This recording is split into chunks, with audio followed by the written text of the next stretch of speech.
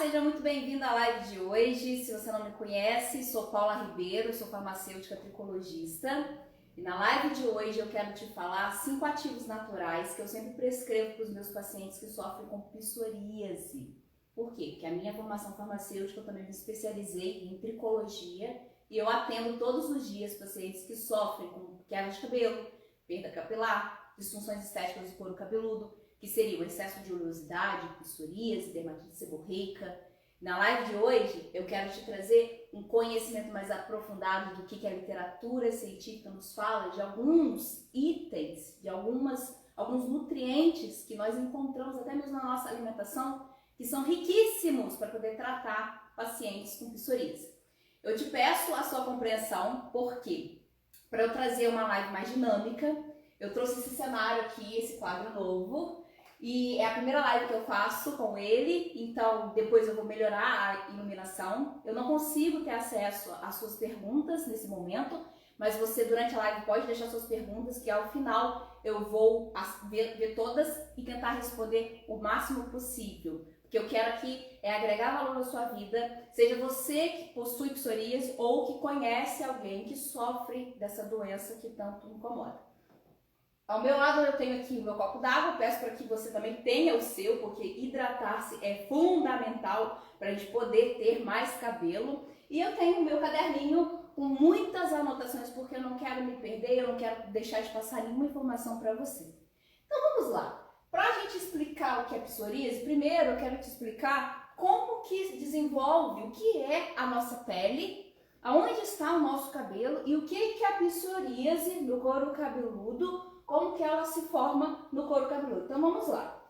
A nossa pele, ela é composta basicamente por 3 camadas. A primeira camada, que é a camada mais externa, que é essa camada que nós conseguimos visualizar, nós chamamos de epiderme. É uma camada em que ela é riquíssima em células estratificadas, que eu vou fazer um desenho aqui, ó, que é como se fossem células achatadas, ricas em queratina, bem estratificada, ou seja, são muitas camadas. Aqui então nós temos a parte de fora, nós temos a epiderme. Abaixo da epiderme, o que nós vamos ter? Nós temos a derme, que epi é acima. Então abaixo nós temos a derme. E logo abaixo da derme, na nossa pele, e quando eu falo pele, é tanto pele corporal, facial, como principalmente do couro cabeludo, só que no couro cabeludo a gente não tem essa parte não, tá? Nós temos a hipoderme, que é uma camada bem gordurosa, que hipo quer dizer abaixo, então tudo gira em torno da derme. E aonde que fica a raiz do cabelo, né? O folículo piloso, aonde nasce realmente o cabelo? Fica exatamente aqui dentro, ó, da derme. Então, folículo piloso, isso aqui é o fio de cabelo, ele fica ancorado aqui dentro da derme. Só que envolvendo o folículo piloso, o bulbo capilar, a pila dérmica que nós temos aqui, inervações, nós temos aqui vasos sanguíneos, porque a derme ela é muito vascularizada, a epiderme não, essa parte de fora aqui, ó, são células queratinizadas, são células mortas. Por quê? São células sem metabolismo, são células em que não corre ali nenhuma circulação sanguínea. São células prontas para serem para saírem do nosso organismo. E eu vou chegar lá. Aqui, em volta do folículo, nós temos sim células da epiderme envolvendo a raiz do fio. Ok? Mas substancialmente está na derme, o fio de cabelo. Por que eu quis trazer essa ilustração? Porque muitos dos meus pacientes, eles apresentam a psoríase, mas não necessariamente, obrigatoriamente, eles têm queda de cabelo na região psoriática. Por quê? Porque a psoríase, ela se dá nessa parte aqui, ó, da epiderme. E aonde está ancorado o fio?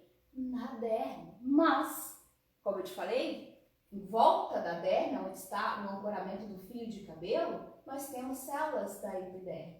Então, no primeiro momento, você pode até nem ter uma queda de cabelo onde você tem alguma placa psoriática no seu couro cabeludo. Mas no segundo momento, o seu fio de cabelo ali, ele também vai ser atingido por conta de toda uma inflamação. Essa inflamação que ocorre aqui na psoríase, além de deixar esse aspecto, que é um aspecto que agride muito a autoestima dos meus pacientes, que é um aspecto descamativo, de dor, de coceira, de ardência, ele pode sim também comprometer o folículo piloso e fazer com que o folículo que está na fase anágena, que é uma fase de crescimento, ele entra numa fase de telógena, que é uma fase de queda. E aí ele cai desde a sua raiz.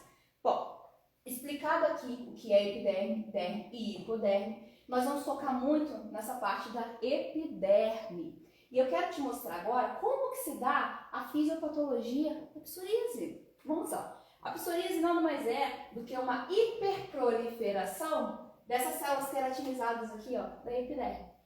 Nós sempre, todo mundo, nós já viu as pessoas que têm hábito de fazer uma esfoliação para poder ajudar no turnover, que na renovação celular? Isso acontece também no couro cabeludo. Então, todos os dias nós perdemos células, só que a olhos nus nós não conseguimos identificar. As células, elas vão, conforme elas vão estratificando, subindo, chegando aqui numa região mais superficial, elas vão ficando cada vez mais, elas já estão mortas, elas vão se soltando. Então, é um processo natural. E para que uma célula da epiderme saia da parte mais basal até chegar na parte mais superficial, ela demora cerca de 28 dias em média, de 21 a 28 dias. O que acontece na psoríase? No processo inflamatório ocorre uma hiperqueratinização e células que eram para se multiplicar aos poucos e serem liberadas em até 28 dias, ocorre uma multiplicação muito intensa. E o processo que era de 28 dias para a célula sair daqui, da parte basal, e chegar na parte mais externa e se soltar, ocorre em apenas 7 dias. De 4 a 7 dias. Então é por isso que as células elas vão se proliferando e vão formando aquelas escamas, que são escamas de uma coloração branca prateada. Então no exame que eu faço aqui, que é o exame de videodermatoscopia nos meus pacientes, é muito nítido. Quando eu coloco o tricoscópio na cabeça do paciente, a gente consegue ver placas branca prateadas, secas, sem sebo e uma pele extremamente avermelhada, que é uma pele característica de uma inflamação. E isso se dá por quê? Porque as células se dividem muito rápido. E por que elas se dividem tão rápido assim? É agora que vai entrar aqui com esse esqueminha que eu deixei já pronto para poder ser o mais didático possível para você.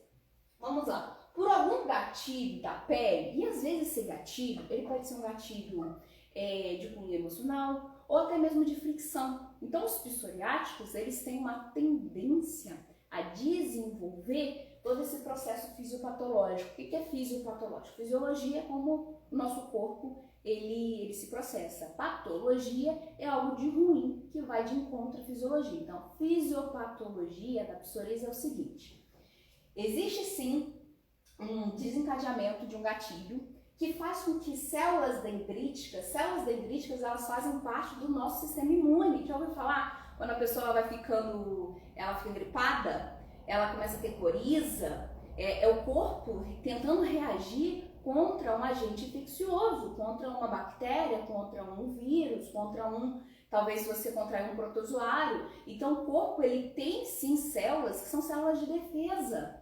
Só que na psoríase o que acontece é uma doença crônica autoimune, ou seja, o próprio sistema imune da pessoa combate células do seu organismo.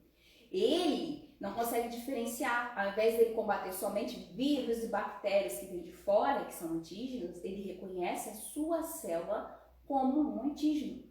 E ali ele desenvolve uma série de cascata inflamatória para tentar combater aquela célula. E, consequentemente, que nós vamos ver, ocorre uma hiperproliferação daquelas células, gerando essas escamas branco-prateadas da psoríase. E uma das células que estão no carro-chefe dessa hiperproliferação para gerar essa inflamação toda é justamente a célula que nós chamamos de célula dendrítica, que faz parte do seu sistema imune. A célula dendrítica ela começa a produzir uma substância que nós chamamos de TNF-alfa. Esse TNF-alfa sendo produzido por ela, acaba estimulando que mais células dendríticas produzam cada vez mais TNF-alfa, ou seja, fica naquele ciclo, quanto mais tem, mais produz a célula, faz com que a célula produza mais. E esse TNF-alfa, ele faz uma liberação de interleucinas 23. Vou chegar lá o que é interleucina.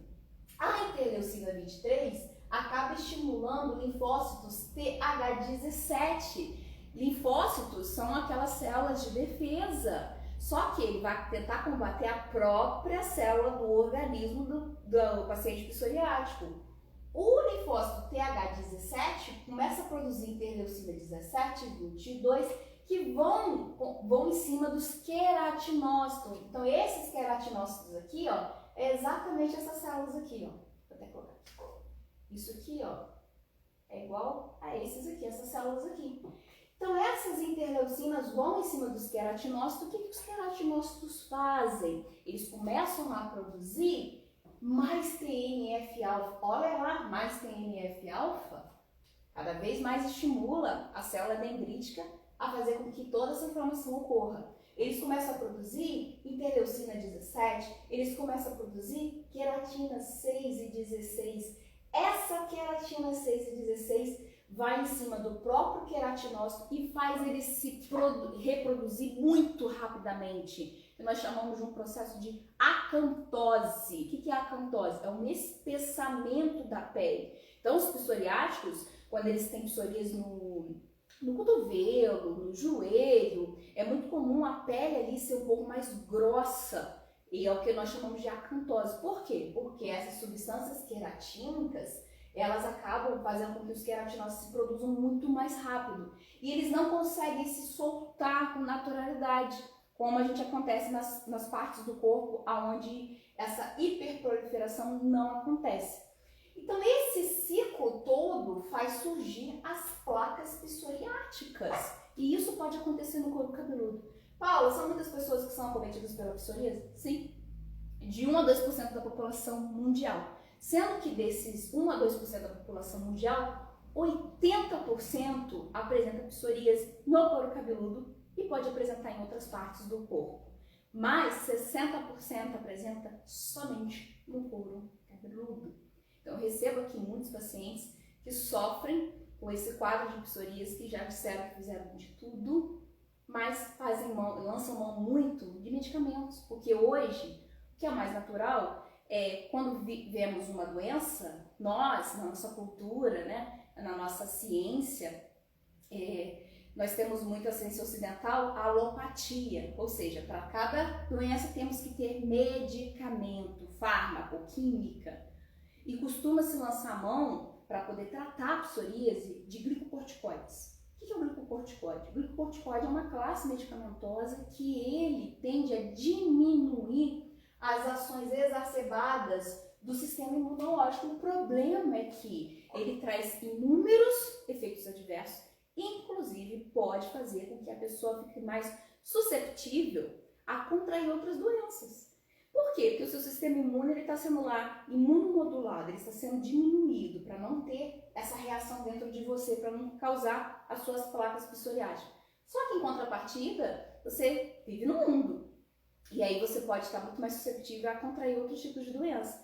Sem falar que ele traz alguns efeitos adversos que fazem com que a grande maioria dos pacientes, eles não tenham um tratamento contínuo.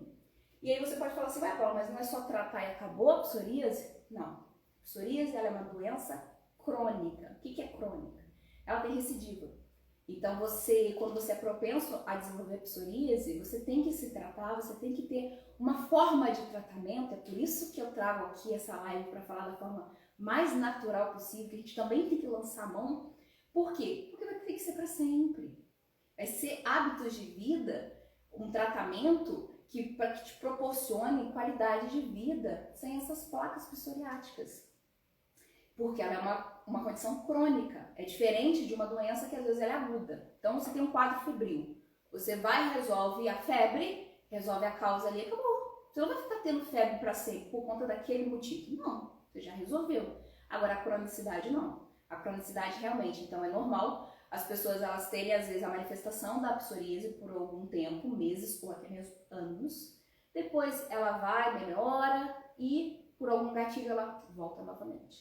E muitos pacientes, eles não têm esse olhar curado, passam por outros profissionais, tá tudo bem por isso, cada um faz a sua parte, mas nunca ouviram falar de substâncias que às vezes são tratadas como, isso não tem nada a ver, mas tem sim.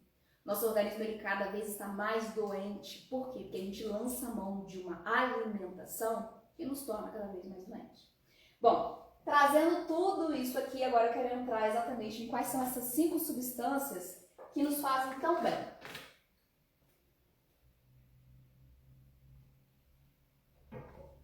E a primeira delas, que realmente é a que eu vejo que tem mais artigos científicos, e eu quero trazer aqui apenas um para te mostrar a importância dela, é vitamina, exatamente, D. Vitamina D. A vitamina D, que até está para ser mudada, né, para o nome de hormônio, por quê? Porque vitamina é tudo aquilo, é uma substância que a gente não consegue produzir no nosso organismo. Só que a vitamina D, ela é produzida no nosso organismo. Advém da alimentação? Sim, só que nós conseguimos, através da nossa pele, de uma reação com a insolação, com os raios solares, a gente consegue produzir, sintetizar a vitamina D na pele. Portanto, ainda está entrante para a gente mudar o nome de vitamina D para hormônio. E não só por conta que a gente consegue produzir, mas porque ela controla mais de 600 funções no nosso organismo, inclusive o sistema imunológico. Então aqui eu quero trazer para você um estudo em que eles pegaram 2 populações que a gente chama de caso controle.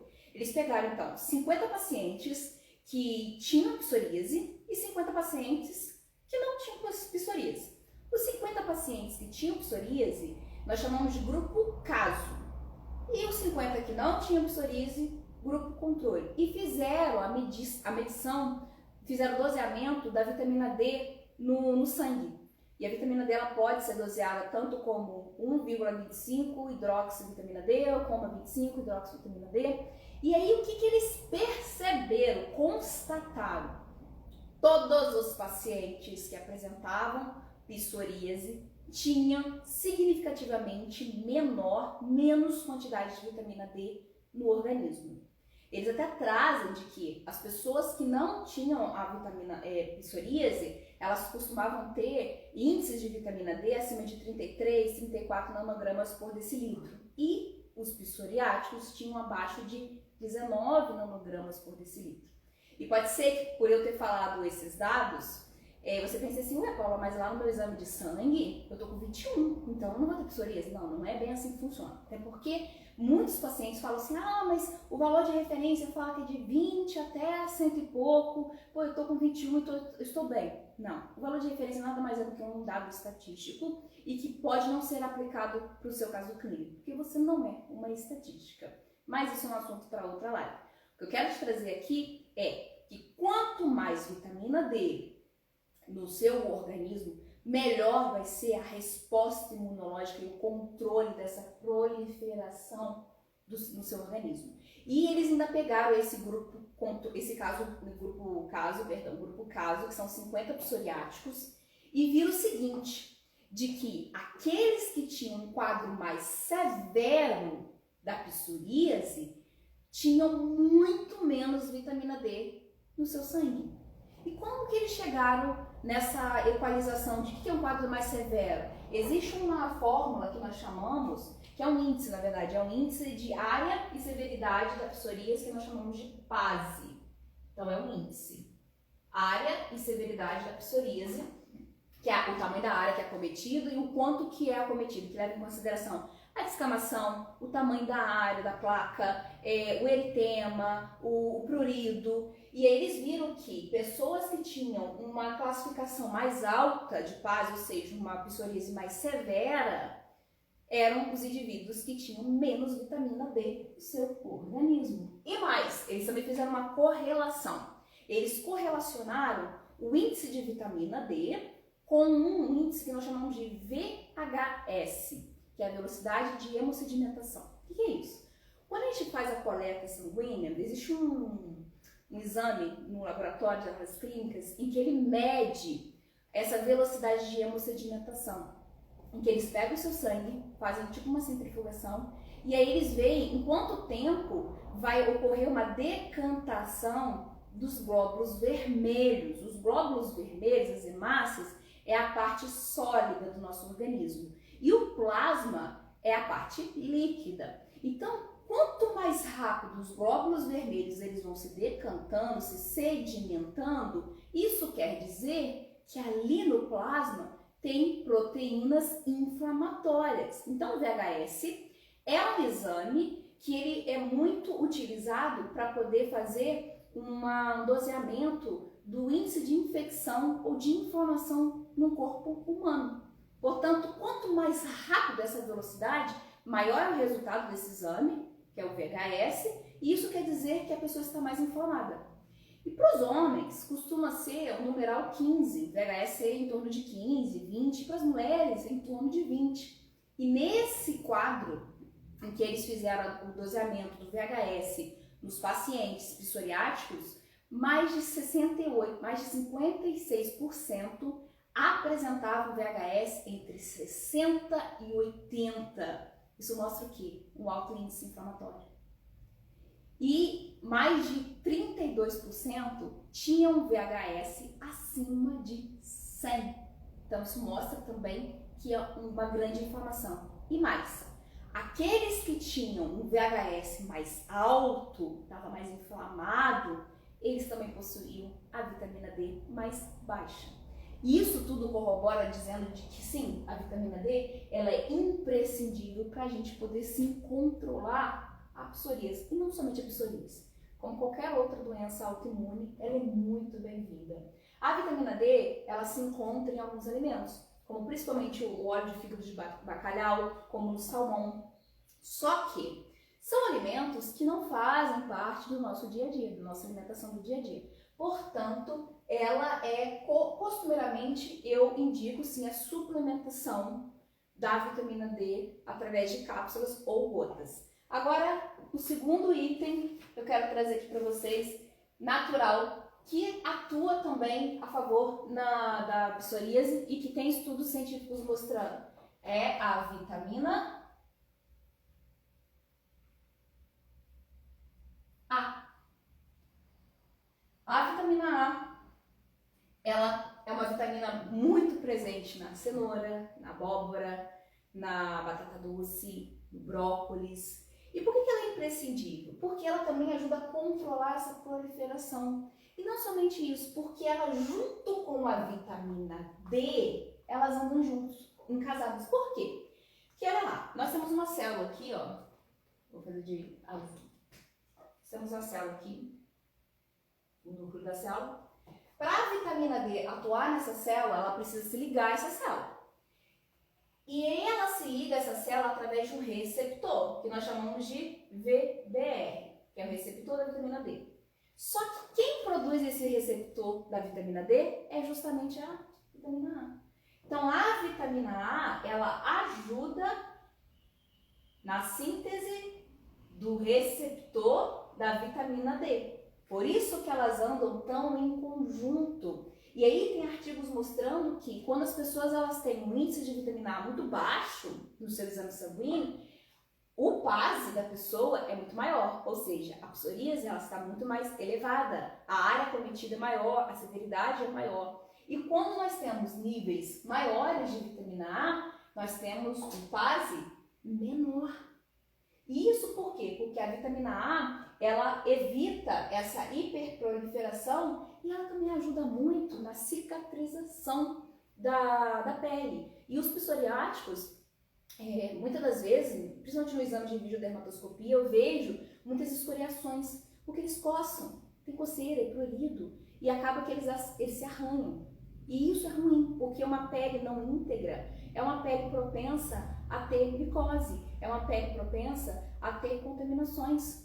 E a vitamina A, quando bem suplementada junto com a vitamina D, e nós podemos fazer a suplementação delas em base oleosa, porque elas são lipossolúveis, ela ajuda também nessa cicatrização e a regular todo esse processo de hiperqueratinização. Então nós temos a vitamina D que auxilia no processo imunológico, e a vitamina A, que auxilia no processo de queratina. E nós temos também uma outra substância que nós chamamos de ácido gama-linoleico. Talvez você nunca tenha ouvido falar nesse ácido gama-linoleico, que nós também chamamos de GLA, ou, vou puxar aqui uma setinha, ômega 6. É o ômega 6. O ácido gama-linoleico. Aonde nós temos muito do ácido gama-linoleico? Em qual alimento? Nós temos ele no óleo de prímula e no óleo de borracha. E o que o ácido gama-linoleico ele faz? Ele combate uma enzima, vou fazer de preto aqui. Olha. Existe uma enzima lipooxidase, que ela acaba combatendo essa parte lipídica aqui, ó, da BR, e aí ela acaba proliferando também um processo inflamatório, gerando então um quadro maior de psoríase. E o ácido gama-linoleico, ele combate essa enzima, sem falar que ele também estimula a produção de prostaglandinas E1, que são substâncias anti-inflamatórias, que têm o intuito também de controlar toda a inflamação. Então ele é sim muito, muito bem-vindo. O ácido gama-linoleico, ele também pode ser utilizado por pessoas que apresentam a pele muito seca, ou por pacientes que têm dermatite atópica leve. Já está provado em artigos científicos a eficácia dele junto com outras substâncias, do quão benéfico que ele é. Eu achei de caneta aqui. O quarto item que eu quero trazer para você é ele, o ômega 3. O ômega 3, que nós vimos muito em peixes, né? Assim como também o ômega 6, mas o ômega 3 em maior quantidade. Esse ômega 3, já existem estudos mostrando que eles pegaram um grupo populacional de aproximadamente 74 pacientes e fizeram uma monoterapia, pacientes psoriáticos, e deram para ele doses diárias, uma dose um pouco maior de ômega 3. Então eles consideraram como monoterapia. O que isso quer dizer?